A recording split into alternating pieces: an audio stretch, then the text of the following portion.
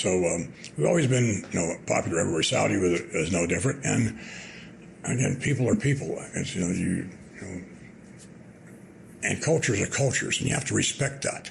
Just because we as Americans, this is the way we should do, this is the way our whole world should be like us. We know the way, and any other way is just not the right way. Those are Vince's comments on Saudi Arabia.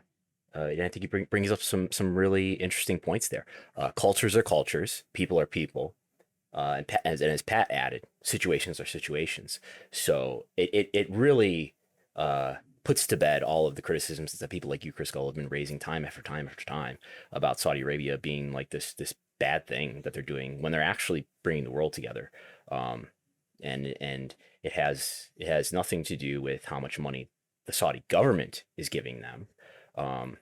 Yeah, I mean, they're giving them more money than all of the money that they've ever drawn from selling every ticket to every WrestleMania adjusted for inflation, and they're making more money than AEW will make in its entire 4-year deal with Warner Media, and they're making more money from Saudi Arabia. They already have than the entire market capital of Bushi Road, and they've made more money from Saudi Arabia from every dollar that New Japan has drawn since Okada's big push.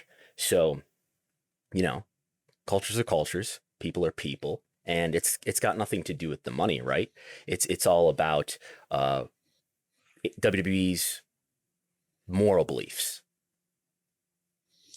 Well, cultural relativism, which you just had up a little bit there, which we can kind of circle back to, but it is the idea that a person's beliefs and practices should be understood based on that person's own culture. Proponents of cultural relativism also tend to argue that the norms and values of one culture should not be valued using the other norms of value of another. Mm-hmm. So that stands scrutiny. Does that apply fully to this situation without caveat? It's really just people not being tolerant and accepting of the Saudi Arabia culture. Isn't that right? But here's the thing, like, culture is music, it's art, it's food, it's religion. Culture is not human rights. Like, you can't have different human rights because your culture, you know what I mean? Like, we're not going to allow women to vote because our culture, like, no, it's not acceptable. Human rights isn't a culture thing. Human rights should be across the board, freedom for everybody, freedom to beliefs, freedom to vote, freedom to drive, freedom to work. Okay. And I think that's what he doesn't understand the argument is. Right.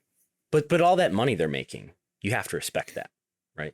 I mean, as many people said in response to this, you like Vince or hate him, you have to respect him. Isn't that true? You have to respect Vince. You have to respect him. You have no choice about that matter, correct? You have to respect him. You have to respect Vince. But what about, like, if, say, you want to kill a journalist because he's been saying critical things about you, isn't that a part of culture, other people's culture, that we should accept? And that's where, and I know where you're going to kind of tie this into, but yeah, if we remember from the Atlantic, this is a recent article in the Atlantic profile on Crown Prince Mohammed bin Salman, the de facto leader of the Kingdom of Saudi Arabia. Yeah, and I will kind of read the expert here. The Crown Prince defended himself in part by asserting that the Khashoggi was not important enough to kill. This is Jamal Khashoggi, who's the journalist who was murdered by Saudi agents. Never read a Khashoggi article in my life, he said. To our astonishment, added that if he were to send a kill squad, he'd choose a more valuable target and more competent assassins. If that's the way we did things, murdering authors of critical op-eds, Khashoggi wouldn't even be among the top 1,000 people on the list. If you're going to go for another operation like that for another person, it's got to be professional, and it's got to be one of the top 1,000. Apparently, he had a hypothetical hit list ready to go. Nevertheless, he maintained that Khashoggi killing was a huge mistake. So, he wasn't a top 1,000. Like, why do you have a top 1,000? Do you remember the O.J. Simpson book? If I Did It, this is how it would be. Yes. If I did it, yes. So, the CIA believes that MBS, Mohammed bin Salman, ordered the killing of Jamal Khashoggi. And things like this, among other things, including women's rights, gay rights, or lack thereof in Saudi Arabia. And the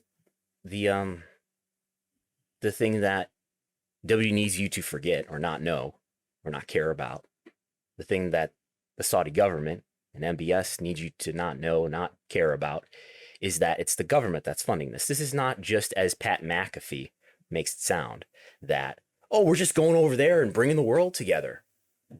They're going over there to be paid by the Saudi government the equivalent of 3 WrestleManias in ticket sales every time. They're going to go there twice in 2022. They already went there once.